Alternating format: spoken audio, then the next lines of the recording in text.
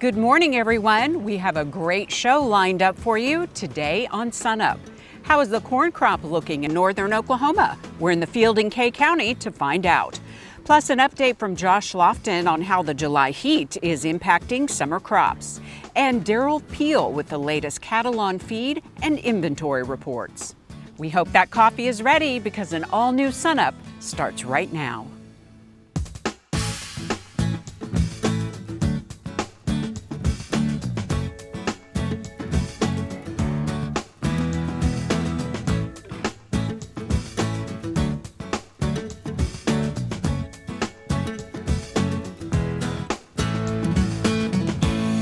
Hello everyone, welcome to SUNUP. I'm Lyndall Stout. We begin today talking about the summer corn crop in Kay County. We spent a hot late July morning north of Ponca City at the Otto family farm. And is corn your biggest crop? Where Chad Otto says this is one of his best corn crops ever. So this year we got started normal time. It was a little bit dry when we got started. A lot of people were a little iffy on planting corn. We finished right ahead of when the rain started, and it started and it never quit this year. We've had excellent growing conditions all year. As you can see from these plants, we're fighting a little bit of disease pressure, but for late July to have green leaves from the very bottom all the way to the top for here in Oklahoma, I've never seen it in my life. We've had phenomenal growing conditions this year. It's just been wonderful.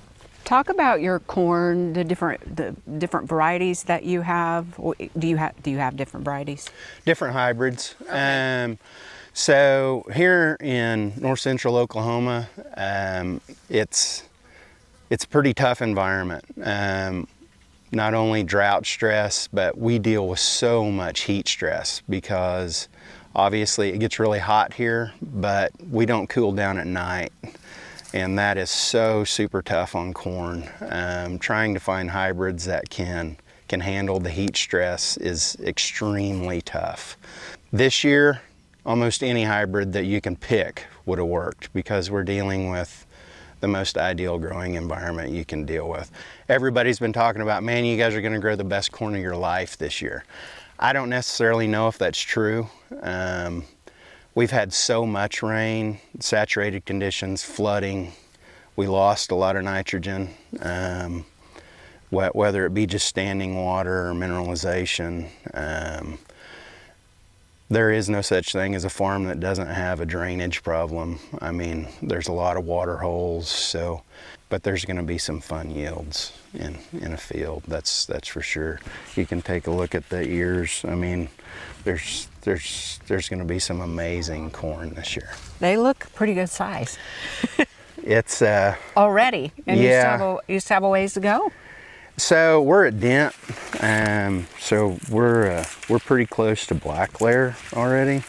I mean, these things are so tight, it's hard to get the husk off, but to get a corn ear like this in north central Oklahoma is pretty amazing, but we're already starting to dry down, but that's a pretty amazing year for here. It is. Kernel depth is phenomenal, but that's going to be some amazing corn. We do have plenty of disease. Dryland corn here, typically we don't have to worry about it because it doesn't rain enough here to cause a lot of disease. And when it comes in, it's so late that it doesn't affect yield as much here. You can see here on the lower canopy, we get a lot of southern corn rust coming in. I'm gonna say it's probably not gonna hurt us, but we've never been in this situation to where we've had this good of corn. I'm not saying a fungicide application wouldn't have helped us this year. I'm sure it probably would have. Typically we turn off so hot and dry that our corn just pretty well flash fries and instantly turns brown, and it's pretty well over. So most of the time on a dry land corn crop, we don't typically waste our money on a fungicide application. Yeah. So between now and harvest time, what are the ideal conditions for you to have to be able to get this this crop that you're so proud of to the finish line like you want it? Well, unlike our friends that still have wheat in the field, if we could get another rain tonight, that would actually be wonderful to get us to black layer. That would be wonderful. That would take this corn to black layer, which cuts off the last moisture intake to the kernel. That'd take it to the end. Chad, thanks for having us out to your field, and best wishes as you get this crop to the finish line this year. Thank you. At the Otto's nearby soybean field, MacKinzie Overman, OSU Extension ag educator for Kay County, tells us how the summer's going for other producers in the area. It kind of depends on where you are in the county, of course, but luckily we've had quite a bit of success this year with summer crops. The rain has slowed down, wheat harvest, but our summer crops have had really ideal conditions. Right. I mean, it just rained and rained and rained. I think we really watched the radar closely up here because we were waiting to come out and do our wheat harvest piece with the Schieber family. Right. Any challenges that you're seeing specifically in corn that are kind of starting to emerge this kind of late in the growing season? It depends on which variety they've planted, but there could be some risk for insect pressure. I haven't heard much of it, but I do know that it's there. Another thing to look for is any kind of rusts or funguses coming out. Hopefully everybody sprayed fungicide, but they may not have with uncertainty on rain. So those are two things that I see could be a problem this year. Switching gears a little bit, we're standing in the Otto family's beautiful soybean field. Yes. Talk about beans this year and kind of what that, from planting to where we are now, what's that been like? So people that got beans in early, they have a really good stand right now. We're starting to see some blossom on those full season beans. If you've got them in later, if there were some double crop beans and you're waiting on wheat harvest to be done, we're waiting on some maturity, but luckily, again, we've had the rain and the conditions, and hopefully we'll get some more rain this weekend to see some more improvement and growth. What kind of management guidance are you giving on soybeans at this stage?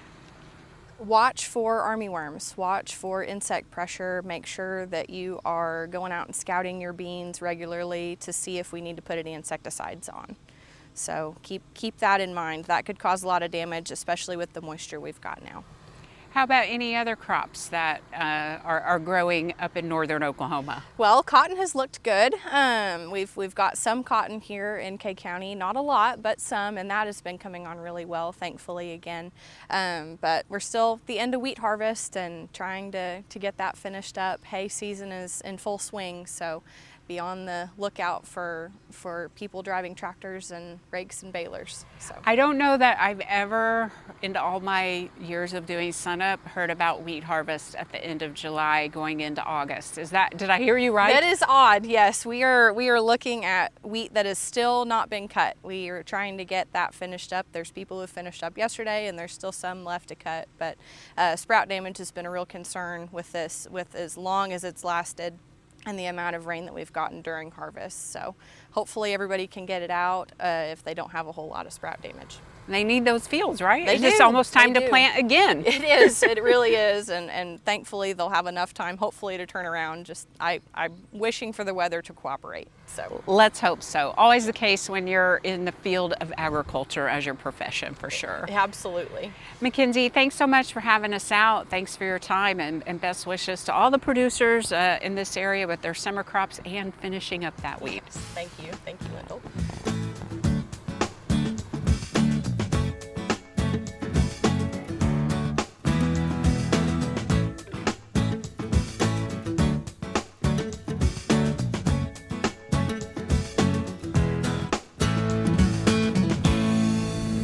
Hello, Oklahoma. This is Emma White, your Mesonet Agricultural Outreach Specialist, here with your Mesonet Weekly Weather Report. Remember how last week was hot, hot, hot? Well, this weekend you're likely enjoying a bit cooler relief due to the cold front moving in. Sadly, the temperatures are not expected to remain cooler through the new work week. Also note that even with the cooler temperatures, the highs could still reach 90 degrees, particularly on Sunday, so be sure to stay hydrated.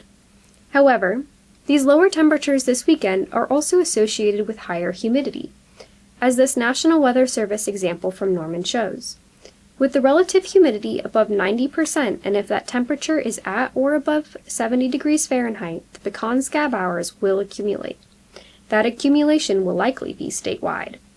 But with the midweek arriving with the very hot and dry again, this accumulation will likely slow by midweek. The cattle have also become more comfortable this weekend due to the cooler temperatures. The more comfortable the cattle are, the lower the water demand. Unfortunately, this will be short-lived as the lower temperatures will not remain below average for long. Expect an increase again for the Cattle Comfort Index and water demand as we head into this new week. The hot temperatures that we have had the last month have helped growing degree day accumulation, or shortened to GDD accumulation, which is a calculation of accumulated temperature units. Though this weekend has been a bit cooler, GDDs are still accumulating, as one could check on the Mesonet by going to the Agriculture tab and selecting crops. Crops such as corn, winter wheat, and cotton heavily depend on temperature for crop development progress. There is an ideal range of temperature for each crop for which GDDs accumulate the most quickly. As of July 30th, according to the USDA NASS, crops such as cotton and corn are making good development progress in Oklahoma, since statewide 2025 shows a similar trend to the 2020 through 2024 average for the state. Gary McManus is now up next with your climatology report. Thanks, Emma, and good morning, everyone. Well, hopefully, as Emma mentioned, we are getting some cooler weather, and you're enjoying a little bit of that, because summer certainly hit the fan this week, am I right? And you know what comes with that summer heat at times? Drought expansion. Let's take a look at the new Drought Monitor map and see where we are. Well, we did see that area of abnormally dry conditions, that D0 on the Drought Monitor, expand from the Texas border over there to the far western parts of Oklahoma. It did expand to the east just a bit, so we are starting to see that start to spread. Now, it's not drought just yet. Those abnormally dry conditions don't signify drought, but it does show areas in danger of going into drought if we don't get rainfall, and hopefully we're getting some of that as well. The Mesonet's consecutive days with less than a quarter inch of rainfall map tells you why it did expand to the east. Now we have over 30 days in some cases there in southwest Oklahoma without that quarter inch of rain in a single day. So now, unfortunately, from the Climate Prediction Center for August 4th through 8th, they do see increased odds of above normal temperatures, but especially across the western third of Oklahoma, right where that drought is starting to expand, so that's not good news. Well, the good news, I guess we can end with, is it's only about a month or two until we start to see more of those cold fronts and true, at least near fall-like weather. We get into September, we'll start to see more rainfall, a little bit more of that jet stream dipping down. But until then, it's going to be August and it's going to be hot. That's it for this time. We'll see you next time on the Mesonet Weather Report.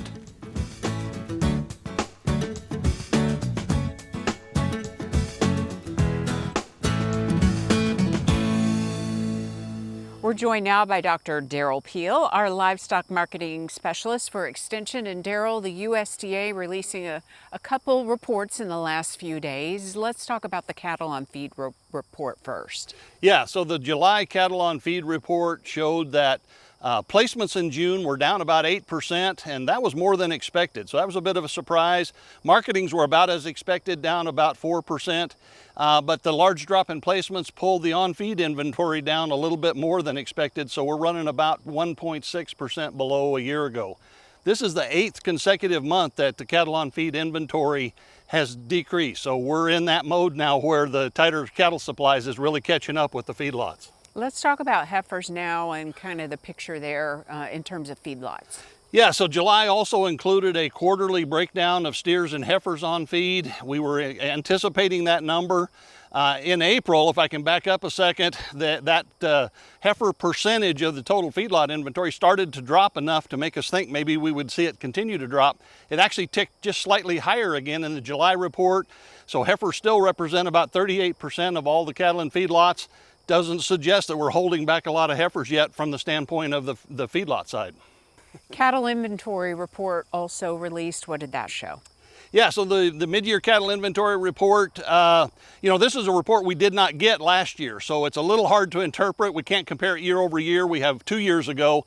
But the bottom line is that most all of the categories in this report were down, certainly from 2 years ago. But if you look at, for example, the total beef cow inventory or the total beef replacement heifer inventory, both of those numbers were actually the lowest in the history of this report, which goes back to 1973. So everything about this report combined with the cattle on feed report would say that we're probably not really trying to expand the herds yet. And do any of these numbers and these reports change your outlook or make you shift just a little bit? It really doesn't. I mean, this is the mode we've been in. We've been watching for many months now indications that we were beginning to retain some heifers that would lead to herd expansion. This just says it's really more of the same. We continue down this path. So, my outlook hasn't fundamentally changed in probably the longest period in my career. That's for at least 2 years. We've been telling basically the same story, and there's just no indication yet that it's changing. And consumer demand still high. Talk about that just for a minute. I mean, there's still a big appetite for beef, I guess. There is. Beef production is beginning to fall. Again, we've got tight cattle supplies. That inevitably leads to tighter beef supplies. But beef prices continue high. We've seen no real indication that consumers are turning away from beef in any way, even though there's lots of alternatives out there. So as long as that's the case, then the combination of tight supplies from the cattle on up through the beef supplies means that we can expect prices to continue to be very strong and probably move even higher. All right, Daryl, well, thanks for staying on top of it for all of us, and we'll see you again soon.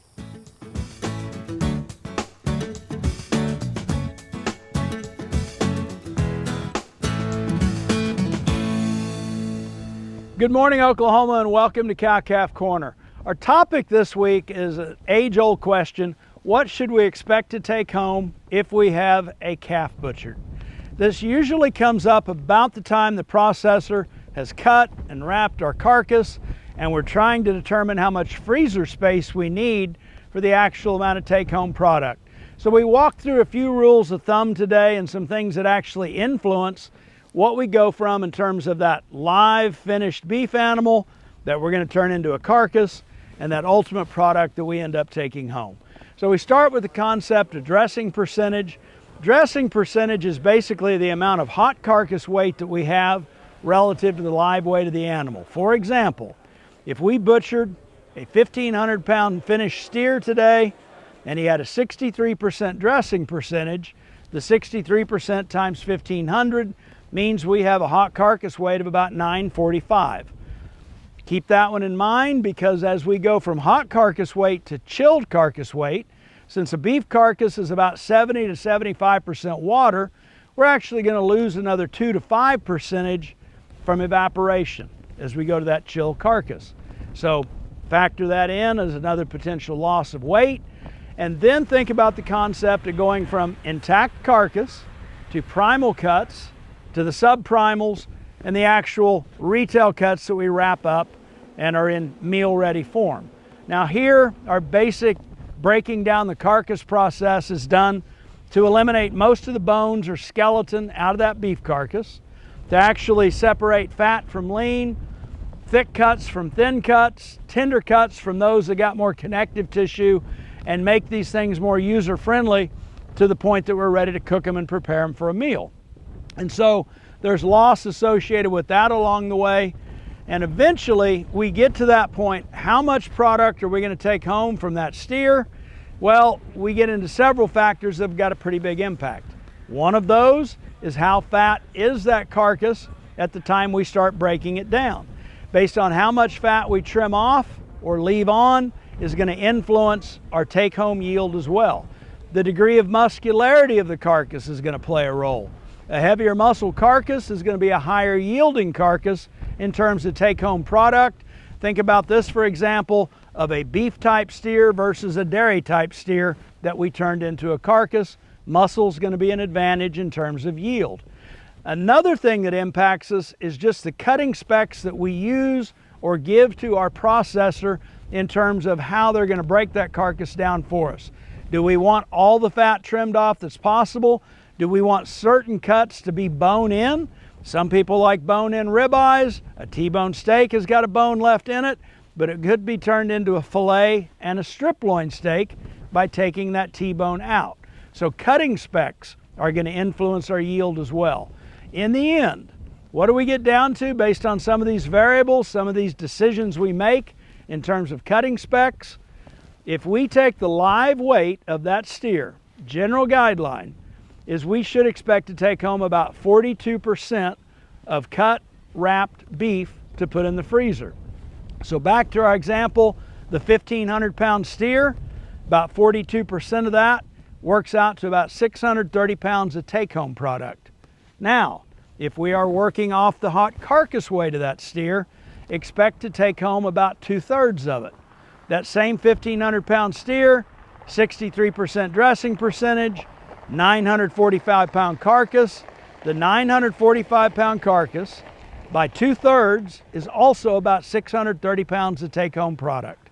So whether you're buying a butcher steer, feeding out your own, at that point, that moment of truth, when it's time to take home the product that we're going to consume and we're trying to figure out how much storage and freezer space we need, use those rules of thumb. 42% of the live weight or 2/3 of the hot carcass weight gives us a pretty good handle on the amount of cut, wrapped, consumable product we're going to take home. Thanks for joining us on Cow-Calf Corner. It's that time of year for the 2025 Women in Agriculture Conference. The conference will be August 7th at the Hilton Garden Inn in Edmond. Join other women in agriculture and small businesses for a day of networking and learning. Topics will include how to write a grant, make a will or trust, and using AI and social media to build your brand. The registration fee is $100. For more information, go to sunup.okstate.edu. The extreme summer heat is starting to put some stress on summer crops, but are the cooler temperatures that are showing up in the evening helping at all? To get us up to speed, here's OSU Extension Cropping System Specialist, Dr. Josh Lofton. Josh Lofton, Cropping System Specialist here at Oklahoma State. Here to talk a little bit about summer crops, and just like every summer I think we always talk, it's been a very unique one. Going from those warm or those relatively cool and wet conditions early that have benefited a lot of our early planted crops into a more moderate summer, into what we've been dealing with the last couple of days, into a really hot and dry conditions have really impacted the crop. We see the corn crop planted early, was relatively cool conditions, had some good moisture early, has finished relatively quickly. We see a lot of our corn going into our dent or our later stages of grain development. That should be coming out here in the next month to 2 months, and it looks like a great crop. That early rains have really benefited it greatly. Some of our later planted crops have benefited from some of those conditions still yet. Maybe the cooler conditions kind of set them back a week or two, and we do see they are a little bit delayed from where we would expect them this time of year normally. However, we still are looking pretty good on some of this. We got a sorghum crop right behind us here. It is just getting past flowering, going into that early grain development, and that's kind of right where we need it to be at this stage in the summer. We are experiencing these abnormally or these more normal hot conditions during this week that we're out filming, and those hot conditions aren't great for the sorghum or any of the crops at this point in time. But the thing that we have to find great relief in for our grain sorghum crop and our soybean crop is how cool it's getting in the evenings. We're still getting into the lower 80s, even some places getting into the 70s, and out in the panhandle getting out into the 60s, and that's still very beneficial for these crops. So even though we're getting really warm, we are seeing the impact of the heat in these crops in the middle of the day. We still come out in the morning like we're out here this morning. The leaves are really unfolded. They're capturing a lot of light. They're taking advantage of some of that dew. So we are seeing some positives still with this summer, even with this recent spike in temperature. So as we progress, as long as we stay relatively cool in the evenings and allow that plant to function, we really would like to get down into the 80s for that plant to really thrive. We still are going to see some positive growth from a lot of our summer crops that are still working out there. Insects are really picking up. In the last couple weeks, we've seen things from corn earworm, sorghum headworm, soybean podworm, all that complex, sorghum whirlworms and that, fall armyworms. We have started seeing indication of sorghum aphid, or what we used to call sugarcane aphid. So growers that have crops out in those really critical growth stages should get out, scout those fields. The one other thing we're starting to see in corn is some of these striping or whitening of this corn crop. And we've gotten in several calls about these conditions. Usually these corn plants are a little bit shorter. They're a little bit further behind as far as growth stage. And then they have these very symptomatic leaves that are spread throughout the plant.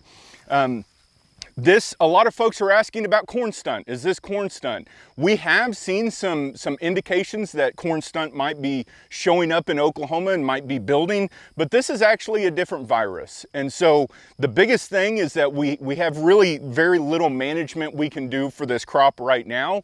It is relatively low levels of the field. We're typically talking 10% or maybe even less than 10% of that field. The biggest thing is to let us know how impactful this is. So if you go out into your field and you see that corn, contact your local county educator, state specialist, area specialist, or call the plant diagnostic lab on campus. What we're looking forward to at the end of the season, we really need, because we were delayed coming into this growing season, we really do kind of need an open fall and see those crops be able to grow relatively far into the fall. If we have an open fall, still continue to get these periodic rainfalls, I think we're setting up for a good summer crop year.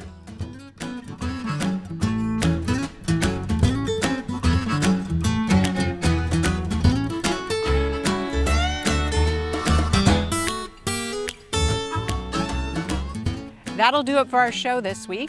A reminder, you can see us anytime on our website, follow us on social media, and stream SUNUP anytime on our YouTube channel, youtube.com/SUNUPTV. From northern Oklahoma in Kay County at the Otto Family Farm, I'm Lyndall Stout, and we'll see you next time at SUNUP.